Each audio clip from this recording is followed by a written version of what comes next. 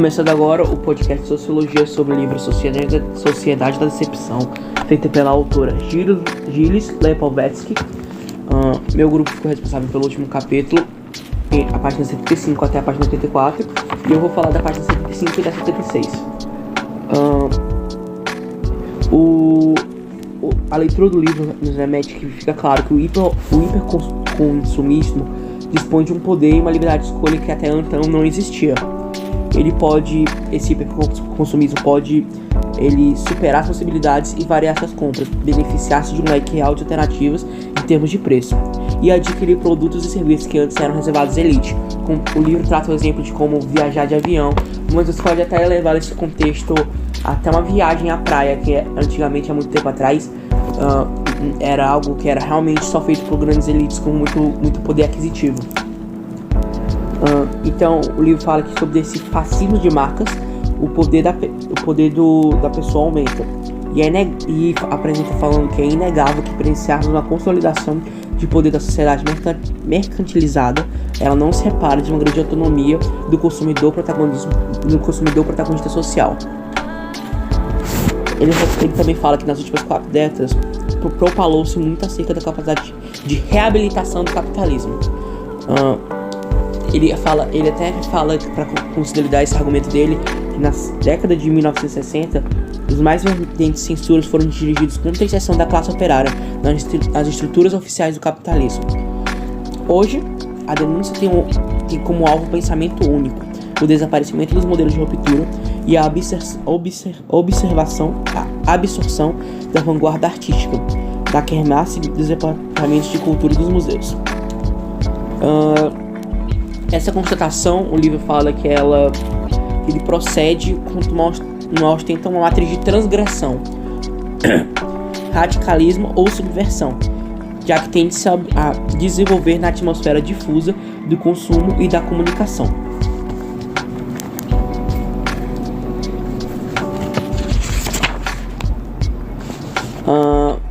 E o livro ele formula 2 observações. Na primeira afirmação, ele constitui um elemento reducionista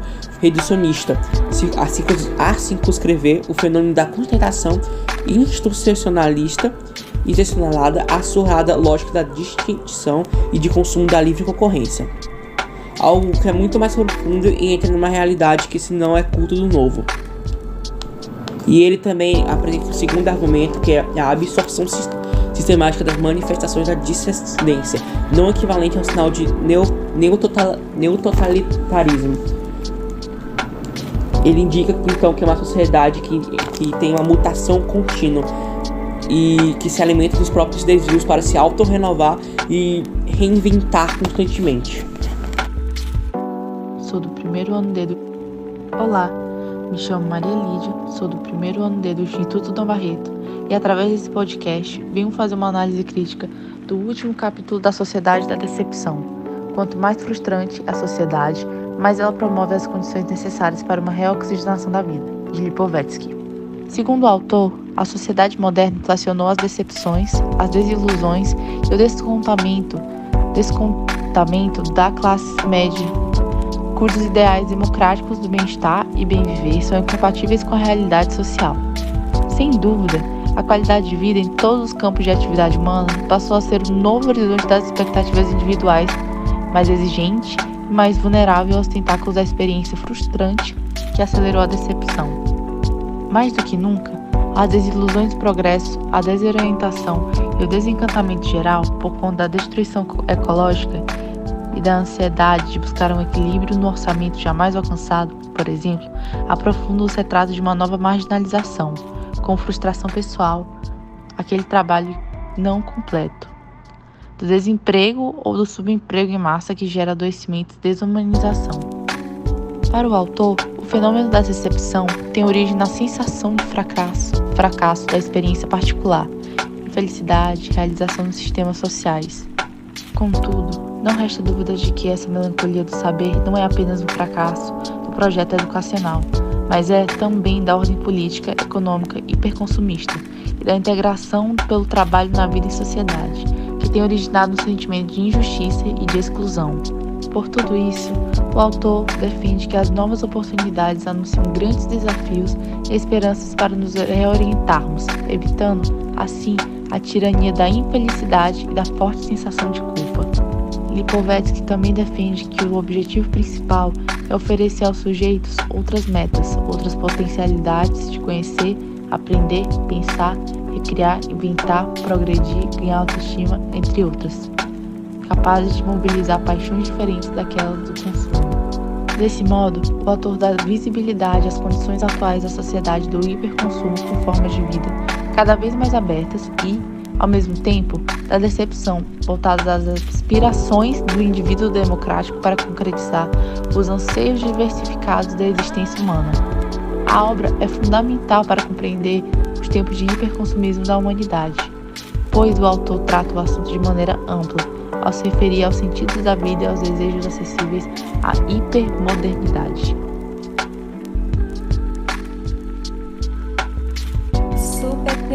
Nessa parte do capítulo, vemos que ele traz a esperança como um elemento super fundamental para a sociedade, especialmente hoje em dia, porque coloca a esperança como se fosse uma espécie de equilíbrio em relação a todas as frustrações, todas as decepções que a sociedade vem recebendo e meio que aumentando cada dia mais por causa dessas toxicidades que ela possui.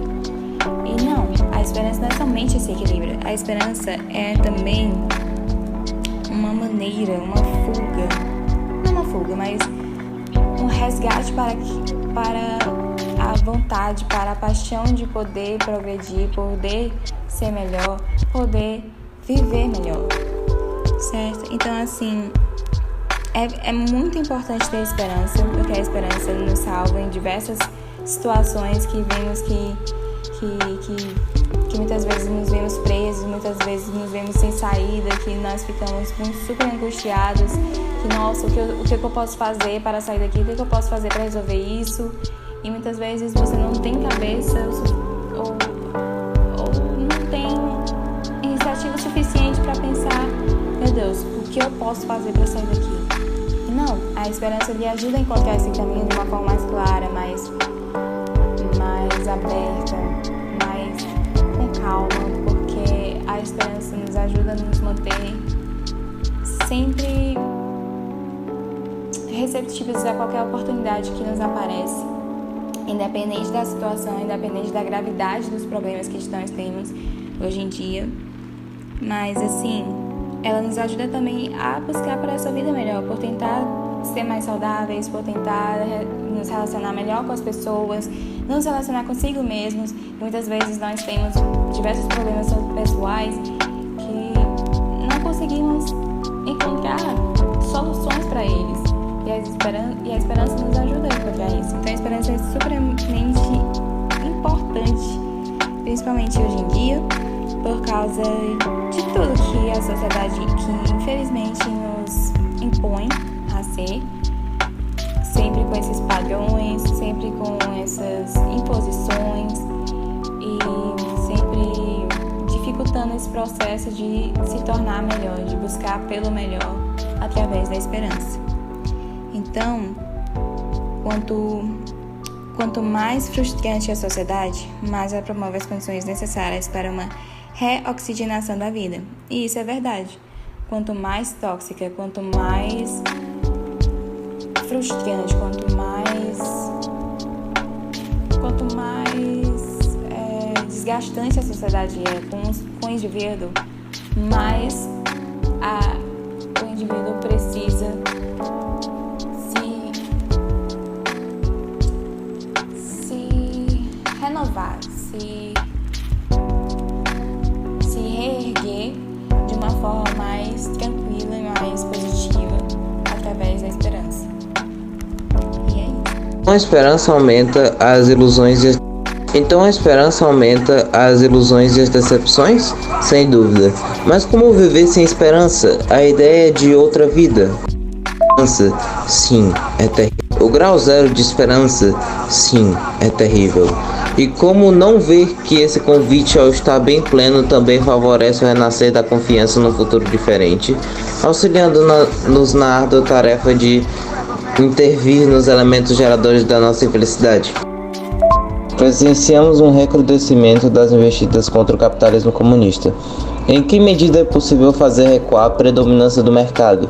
Mas precisamente, a sociedade atual nos permite diversificar tanto assim nossos objetivos de vida, a despeito da influência do comunismo?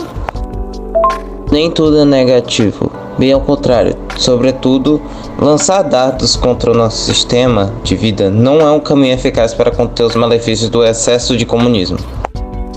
O comunismo não é um mal em si, mas somente enquanto hipertrofiado ou entumecido, incapaz de atender todas as aspirações humanas, uma vez que essas não se restringem aos desejos de gozo imediato.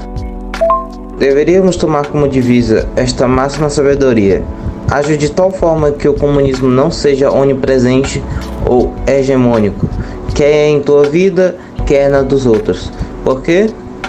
Para que não tenha um efeito devastador sobre a nossa natureza. Nós devemos lutar contra o desgaste e a destruição do hipercomunismo, que subtrai de cada um a capacidade de se construir, de compreender o mundo, de se superar. A satisfação imediata e fugaz que o comunismo engendra no homem não deve ser objeto de execração. Por outro lado, seria um erro fazer a exaltação entusiástica do hipercomunismo, uma vez que este se mostra tão inadequado às exigências de formação do homem, pelo menos à luz de uma autêntica perspectiva humanista. A cultura consumista não terá o mesmo impacto, a mesma importância na vida humana. Em todo caso, essa cultura é uma invenção recente na história. Seu início remonta ao final do século XIX e ganhou amplitude considerável a partir da década de 1950. Ela não passa de um pequeno parêntese na sucessão das eras humanas. Como imaginar que uma cultura possa ter uma duração indefinida? Aliás, em que pese os seus méritos nada desprezíveis, a civilização consumista não é capaz de acobertar lacunas notórias. Ela promove a destruturação dos indivíduos, debilitando psicologicamente. A felicidade dos seres não avança na mesma proporção em que se avolumam as riquezas. Em suma, ela não está à altura da grandeza da condição humana. Nesse sentido, mais dia menos dia, a primazia do consumismo será abrogada. Obviamente, ainda não chegamos lá. Nesse momento, só uma minoria do planeta ofere vantagem nesse modelo de vida. Os demais ficam na porta, impacientes e entusiasmados, com a perspectiva de que brevemente desfrutarão dos benefícios observados. Contudo, num futuro ainda bem longínquo, inevitavelmente ocorrerá uma inversão. O autor pensou a reviravolta cultural, que promova a reavaliação das prioridades da existência, da hierarquia das finalidades, da função dos prazeres imediatos nesse novo sistema de valores. Em dado momento, os homens descobrirão o lado picante da vida, longe do hedonismo consumista, sem que a humanidade tenha de abandonar a idade democrática, organizar-se uma espécie de democracia pós-consumista. A partir daí, será edificado um novo ideal de vida que, sem reatar com o estilo de vida ascético, abdicará da felicidade consumista.